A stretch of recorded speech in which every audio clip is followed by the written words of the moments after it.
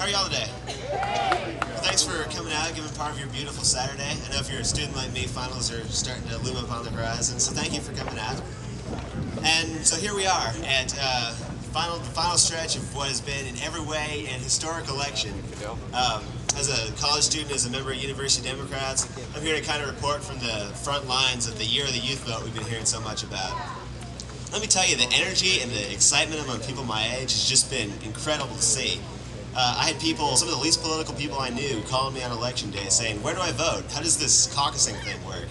And it wasn't just voting. You know, students worked with the Obama campaign to open up an office right there on campus. And I saw people in there volunteering that I never would have expected to get involved in the political campaign. Pretty much the whole month of February, we were out there missing our classes, taking time off work, block walking, phone banking, doing whatever we could to get out the vote for our candidates. And Chris was talking about our voter registration drive in January. We registered about 5,000 voters in 2 or 3 weeks. That last day before the deadline, we were out there in front of the co-op on Guadalupe till midnight. We got almost 2,000 in that one day.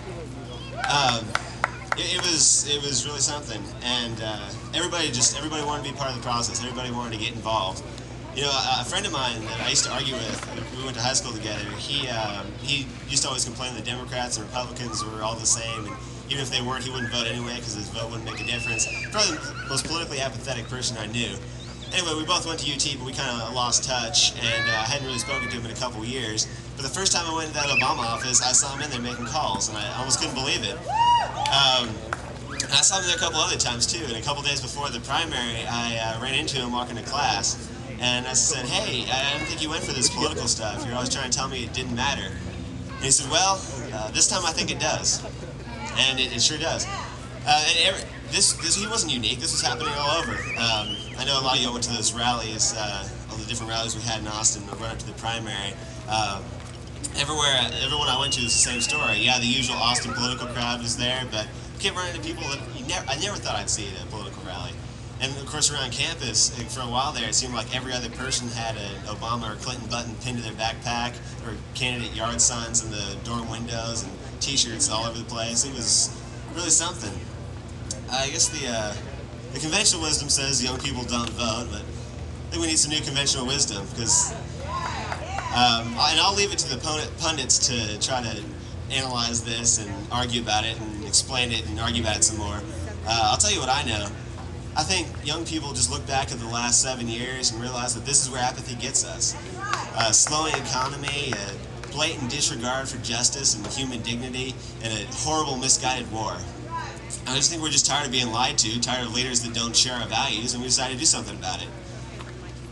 So now, you know, the primaries, our Texas primary is over, the campaigns have moved on to other states, and we got to start thinking about the general election. Because that movement, that groundswell among young people, we're going to need that again in November. And like David was saying, it's not just for president. We got to make sure they don't just vote for president and leave. We have to make sure that when all these young people come to the polls, they come there knowing what Democrats can do for them. So that's got to be our message. Don't stop at president. Scroll down on that voting machine. Vote for Rick Noriega and Lloyd Doggett, Mark Strama, Belinda Bolton, Donna Howard, Larry Joe Doherty, Elliot Nashtat. Because if we can channel all that energy and excitement into those down ballot races, we could turn the state around this year.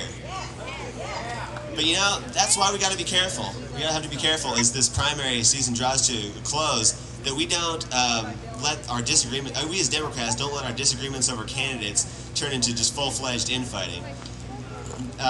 Because, you know, my generation's watching now, and they're sick and tired of the anger and the political bickering that they've seen in Washington. Unless we can prove that we're not just more of the same, we risk losing them, and we can't afford that. Now I voted and caucused and I'm going to be a delegate to state convention for Barack Obama because I firmly believe that he's the leader that this country needs right now. As a Texas Democrat, I'm excited about the gains we can make with him at the top of the ticket. But, you know, we can't do it if we have to win this nomination for him. Absolutely, I agree. But we have to do it in such a way that we don't lose our respect for all the good Democrats who support the other candidate. There were a lot of young people that voted for Obama, and there were a lot of young people that voted for Clinton, and we're going to need all of them. John McCain would love to see us at each other's throats all the time, because that's the only way he can win. If we stick together, he doesn't have a chance. Republicans are looking at our turnout numbers from our primaries, and they're shaking in their boots, even here in Texas. So I'll leave you with this. if we can keep that energy up, if we can stay united behind our common goal of making this state and this country a better place, we can keep that turnout high, we can bring out the youth vote, and we can and we will win the White House and start putting America back together.